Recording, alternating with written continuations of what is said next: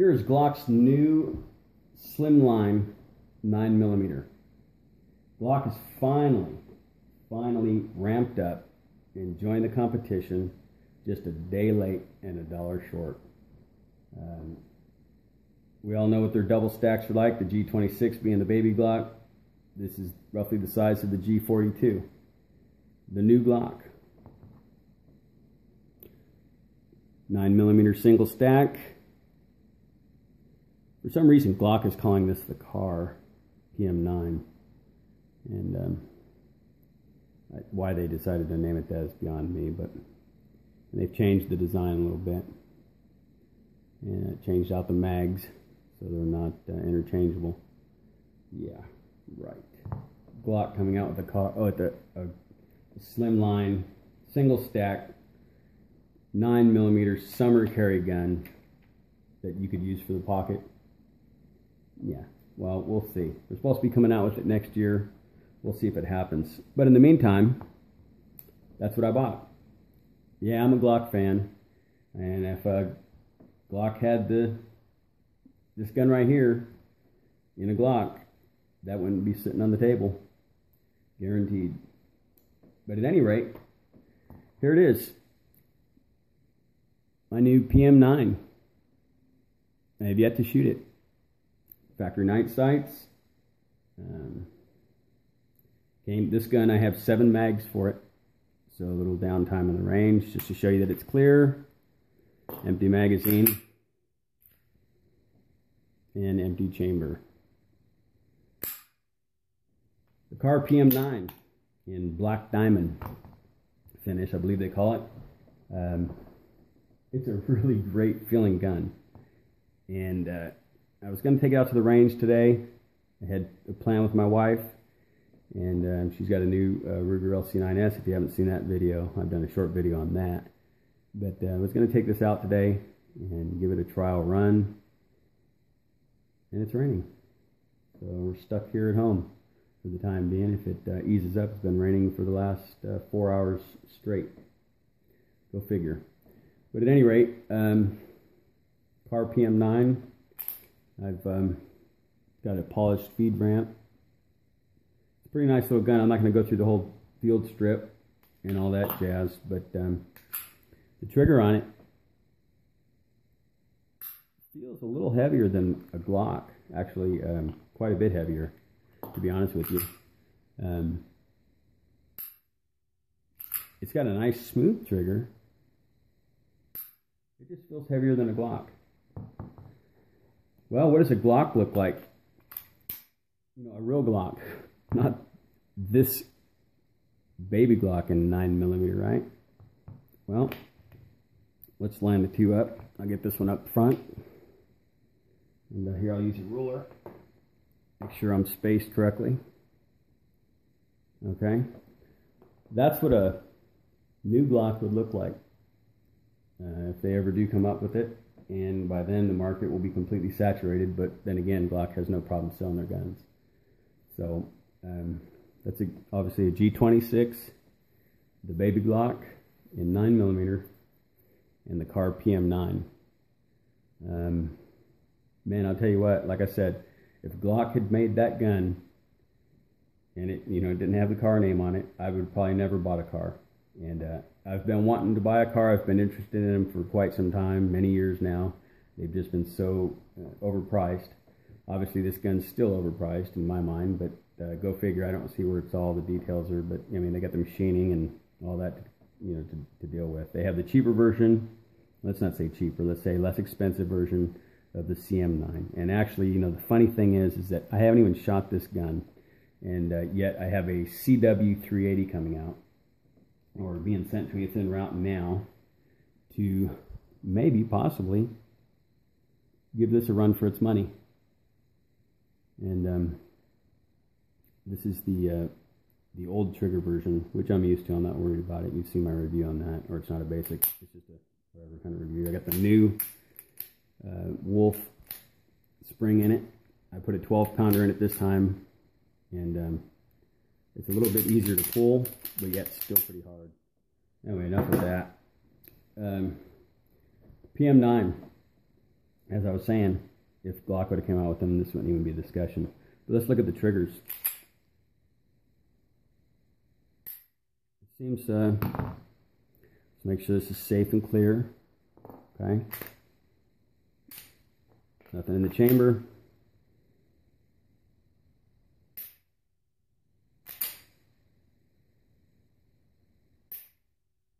I'd already reset it before I put it back on camera. Yeah, definitely the Glock trigger is much lighter, and I've had this gun forever, but it also has night sights on it as well. Glock night sights at that. Not that they're any better than the others, but at any rate, that's how I bought it, brand new. So this one right here, I mean, it feels really, really good in the hand. I'll give a review on it at the range and also shooting it for the first time. Let's see how well it fares. I'll probably take the 26 out. I'm not going to take a 19 or nothing, you know, in that line of 9mm. But I probably will have this gun, the 26 at minimum, and as well as the Ruger LC9S, and compare shootability, if you will, and mostly trigger function. And, you know, Kahr's trigger is really, really sweet. But I know it's going to take some getting used to because I'm very used to Glock. And but I'll definitely give a review on that after the range. But it's a beautiful gun, well made. The only thing that I have a problem with that I've found, other than the front rails, I'm not going to field strip the gun, but if you're familiar with the molded in or injected molded like stainless steel or something, steel slides on the inside of the frame, they're really, really thin, and I've seen some pictures of them broken, and I doubt that's going to happen. You know, Kahr's probably obviously they have engineers that obviously design these guns, and they said, hey, let's use this and it'll work fine, and obviously it's a minimal problem, or you'd hear it posted all over the place, I'm sure. But there are some issues, and as well as Glock's, you know, guides as well. So very, very few problems ever with this gun. I've never had a failure to feed, failure to fire, failure to eject, failure anything of any kind with this gun. Running hand loads through it, it doesn't, I don't even care what you put in this thing. I've never ever had a problem with it. I've got probably 1,500 rounds through this gun, and it's not my primary shooter. I have other guns as well that I got probably equally as many rounds in it, so they all show the same love. Give them a little attention every now and again. If I was to carry just this gun now would probably have 10,000 rounds in it, if this is the only gun that I shot. But I plan on dumping the first range trip. I'm going to dump 400 rounds in it. I'll give a review on it. We'll see how well it does, and we'll go from there. I mean, I'll tell you what, though, if this thing's a runner, it's definitely a keeper, because it feels nice. You know, and I guess from what I've read, you got to watch the slide because you'll get premature slide lock. So I'm going to have to readjust my my grip on this as I'm shooting it, and because I don't want to start blaming the gun. I'm going to run nothing but hand loads through it, and we'll see if it eats them up. I have 7 magazines. I think 2 of them are the 8-rounders, and I have a couple 2 7-round magazines. One thing I do appreciate about Kahr, let me get this out of the way, from buying the gun, is their case to me is kind of cheesy. It reminds me of the old the Walther Inner Arms cases. But one thing I will say about Kahr, and you know, another thing while I'm thinking about it, before I get sidetracked even further, sorry for the coffee ramble, but you know, their magazine, that sucks. And that just looks stupid to me, you know, cosmetically, if you're into aesthetics and all that. But it really does. It's like, I mean, I don't understand why they just couldn't bring this base plate completely. It doesn't even, it's obviously not going to go in the back of the gun, or the magazine here, because it can't, but at least make it square and contour the edge towards the back of this thing to where it actually looks like it fits. I mean, it looks like I'm running somebody else's magazine, you know, or a Pro Mag that was illegally manufactured, you know, somewhere. This gun's made in the United States. And even, I'm not too concerned about that. That's fine, because there's probably a base plate that goes on there that makes it look whatever. Because even on the Glock, magazines are intended to have a little give. But to me, that just looks finished. And that doesn't as much. Maybe if it was a black mag or a blue mag, I should say. It's not a big deal. It's not a deal breaker. But what I wanted to show you, before I go off on another tangent, if you're still with me on this anyway, I'm extremely impressed. Out of all guns that I've ever bought, I would probably say that this manual here from Kahr is one of the more thorough ones. And I don't know off the top of my head which ones I could compare this to. I'm not going to sit here and do a separate review. Well, even there on that mag there, I have mags like this one. I have a couple of those. Why they just don't leave them like that, and they did this funky, contoured, wave to it, is beyond me. But it just bothers me. But they have an accessory thing here, accessories and wear, and it's really, really detailed and all that. It's got, obviously it's a promo for all their other stuff they sell and their accessories and all that. But it's very well done, the manual. And I know it's enough of a rant about that, but it goes to show that they obviously care enough about their firearms to give a good instruction manual. And it actually says, I haven't read it cover to cover, I just briefly looked through it. It actually does say to break the gun in. They actually highly recommend breaking it in for 200 rounds before you even consider it reliable whatsoever. And I don't think I've seen anyone else state that. So that's pretty bold for them to say that. And wrong gun. We're talking about the Kahr PM9. Sorry about that. But what I started to say about this, the magazine aside, that's not really a big issue. Just from me playing with the gun a little bit that I have, I noticed that this edge here is really, really, it's not sharp, but it's squared 90 degrees, if you will. It just doesn't seem like it's been contoured, and this being a blackened version, if you will, there's nothing I'm really going to do with that, other than maybe replace the slide with it. Well, that thing looks stupider, though, but I guess it's just going to be wear and just callous thumb for me to get used to that, because it does have a little rough edge here. It's not too bad. Once you play with it a little bit, maybe my thumb's already gotten calloused a little bit, but at first, man, I'll tell you what, it was like, man, it just sticks out a little bit. It's not a deal breaker. They're a very well built gun.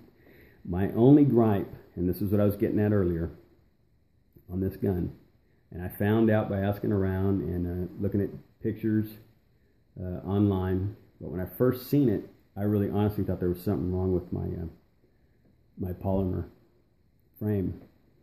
And I don't know if you can see this, if I can get that in focus. You're really not going to be able to see that, I don't think. But anyway, right here,